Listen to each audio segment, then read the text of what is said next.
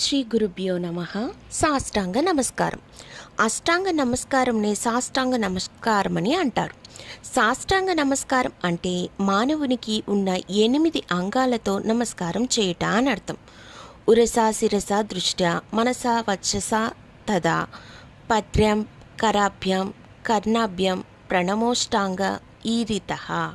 అష్టంగాలు అంటే ఉరస అంటే తొడలు, శిరస అంటే తల, దృష్ట్యా అంటే కళ్ళు, మనస అంటే హృదయం, వచస అంటే నోరు, పద్భ్యం అనగా పాదాలు, కరాభ్యం అనగా చేతులు, కర్ణాభ్యం అనగా చెవులు. ఇలా 8 అంగములతో కూడిన నమస్కారం చేయాలి. మానవుడు సహజంగా ఈ 8 అంగాలతో తప్పులు చేస్తూ ఉంటాడు. అందుకే దేవాలయంలో బోర్లా పడుకొని పై శ్లోకం చదువుకుంటూ దేవునికి నమస్కరించి ఆయా అంగములు నేలకు తగిలే రకంగా నమస్కరించాలి.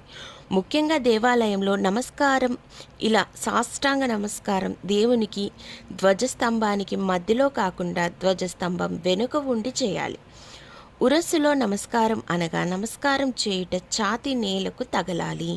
శిరస్సుతో నమస్కారం అనగా నమస్కారం చేసేటప్పుడు నుదురు నేలకు తాకాలి. దృష్టితో నమస్కారం చేసేటప్పుడు కనులు 2 మూసుకొని మనం ఏ దేవునికి నమస్కారం చేస్తున్నామో ఆ మూర్తిని చూడగలగాలి. మనస్సుతో నమస్కారం అనగా ఏదో మొక్కుబడికి నమస్కారం చేయడం కాకుండా మనస్ఫూర్తిగా చేయాలి. వచసా నమస్కారం అంటే వాక్కుతో నమస్కారం అంటే నమస్కారం చేసేటప్పుడు ప్రణవ సహితంగా ఇష్ట దైవాన్ని మాటతో స్మరించాలి. అంటే ఓం నమః శివాయ అని అంటూ నమస్కారం చేయాలి.